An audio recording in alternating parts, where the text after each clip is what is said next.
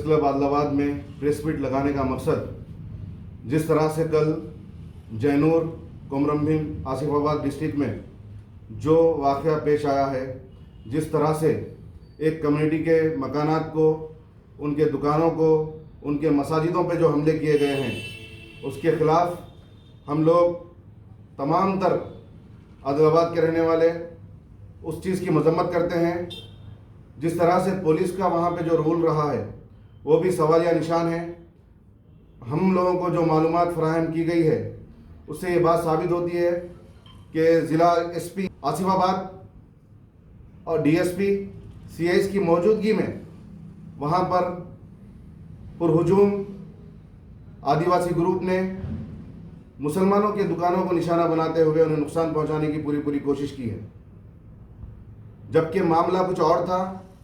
एक आदिवासी बहन के ऊपर जो भी अटैक किया गया था, उस इंसान के ऊपर, उस शख्स के ऊपर जिसका नाम मखदूम है, उसके ऊपर पुलिस ने एफआईआर किया, उसे जुडिशल रिमांड में भेज दिया। उसके बावजूद भी ये प्री प्लान तरीके से एक दिन पहले पुलिस आती है और दुकाना बंद करने की सब लोगों को अपील करती है और कहती है कि कल आप लोगों के शॉप बंद रखिए। उसके बाद जब तमाम लोग बाज़ार को बंद रखते हैं, अपने दुकानों को बंद रखते हैं, उसका मौके का फ़ायदा उठाते हुए पूरा एक मंसूबाबंद तरीके से 1000 से 1500 पब्लिक वहाँ पे गैदर होती है। पुलिस वालों के सामने उनके दुकानों को जलाया जाता है, उनके शटरों को तोड़ा जाता है, उनके सामानों को छीना जाता है और वहाँ पे लूट मचाई जाती है। जिस तरह के खदीर साहब का वहाँ पर मोहम्मदिया ट्रेडर्स, जो तकरीबन 5 करोड़ रुपए का वहाँ पे नुकसान हुआ खाली एक शॉप में। उसी तरह से बशीर क्लॉथ शोरूम जो है, उनका भी 5 करोड़ रुपए के आसपास कुछ नुकसान हुआ है। सुलेमान साहब जो स्टील के बहुत बड़े व्यापारी हैं, उनका भी काफ़ी करोड़ों रुपए का वहाँ पे नुकसान हुआ। अयाज किराना जो होलसेल डिस्ट्रीब्यूटर है, होलसेल शॉप है, अलीम किराना जो होलसेल शॉप है, इरफान जनरल स्टोर, ये तमाम लोगों को करोड़ों रुपए का इन लोगों का नुकसान हुआ है। और यहाँ पर जो हमें मालूमात अभी तक मिली है, उससे ये अंदाज़ा लग रहा है कि तकरीबन 100 करोड़ से ज़ायद का वहाँ पर नुकसान हुआ। उसके साथ साथ सैयद इमरान और सैयद सोहेल जो मोबाइल शॉप से, जो बेचारे बहुत ही परेशानी से घर अपना रहन रख के, घरों को बेच के कर्जा लेते हुए वहाँ पर दुकान जो डाले थे 2 महीने पहले, और 2 दिन पहले वो लोग स्टॉक लेके आए थे, उनकी मोबाइल शॉप्स को पूरी तरीके से लूट लिया गया। क्या ये एक अच्छी सोसाइटी की अलामत है? क्या इस तरह से होना चाहिए? क्या रूल ऑफ लॉ यहाँ पर इम्प्लीमेंट हो रहा है? कानून की क्या हुक्मरानी है? पुलिस के सामने इस तरह का नंगा नाच जो नाचा गया है, जिस तरह से जुल्म और सितम ढाया गया है जैनूर के लोगों पर, ये बहुत ही अफसोस की बात है।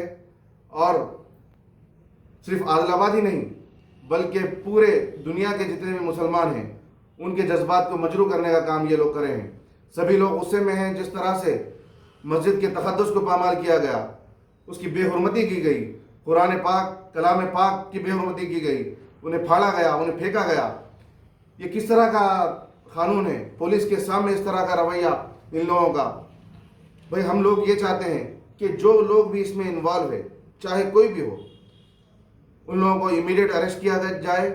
और हुकूमत तेलंगाना से हमारी अपील है कि इसके ऊपर एसआईटी कायम की जाए, स्पेशल इन्वेस्टिगेशन टीम का इनेकाद इसमें अमल में लाया जाना चाहिए। और साथ ही साथ जितने भी लोगों का वहाँ पे नुकसान हुआ, उनकी इंक्वायरी करते हुए उन लोगों को गवर्नमेंट की जानिब से मुआवजा दिया जाना चाहिए।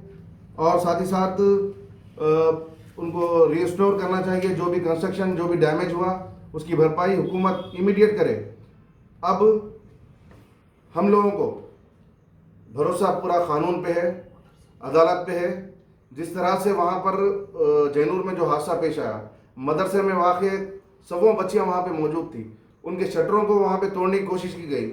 उसके बावजूद भी वहाँ पर आसिफाबाद डिस्ट्रिक्ट कलेक्टर साहब, एसपी साहब, डीएसपी साहब, सभी लोगों से कांटेक्ट करने की कोशिश की गई, लेकिन वो लोग अपने मोबाइल फ़ोन्स को स्विच ऑफ कर लिए थे।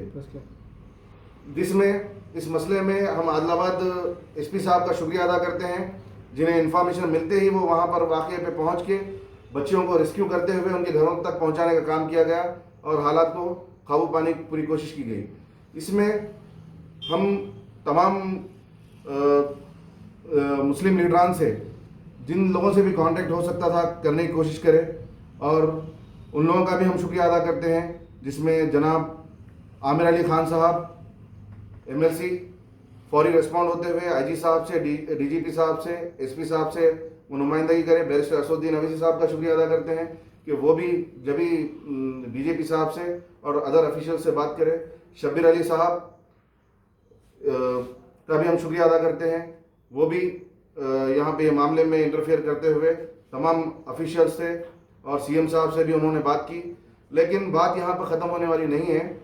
असल इम्तिहान मुस्लिम लीडरान का अब शुरू होता है कि फसाद ज़दा जो इलाका है वहाँ पर जितने भी लोग हैं उन लोगों के किस तरह से उन लोगों को भरोसा दिया जाए, तयक़ुन दिया जाए कि आगे से ये वाक़यात नहीं होंगे, और क़ानूनी जितने भी इसमें लोग इन्वॉल्व है, जितने भी लोगों का इन्वॉल्वमेंट है, चाहे वो आदिवासी हो या गैर आदिवासी हो, ट्राइबल से हो या कोई और हो, इसकी इन डेप्थ इंक्वायरी होना चाहिए। ये इंक्वायरी जब भी पॉसिबल है, जब भी हो सकती कि SIT जुडिशरी इंक्वायरी होना इसमें ज़रूरी है।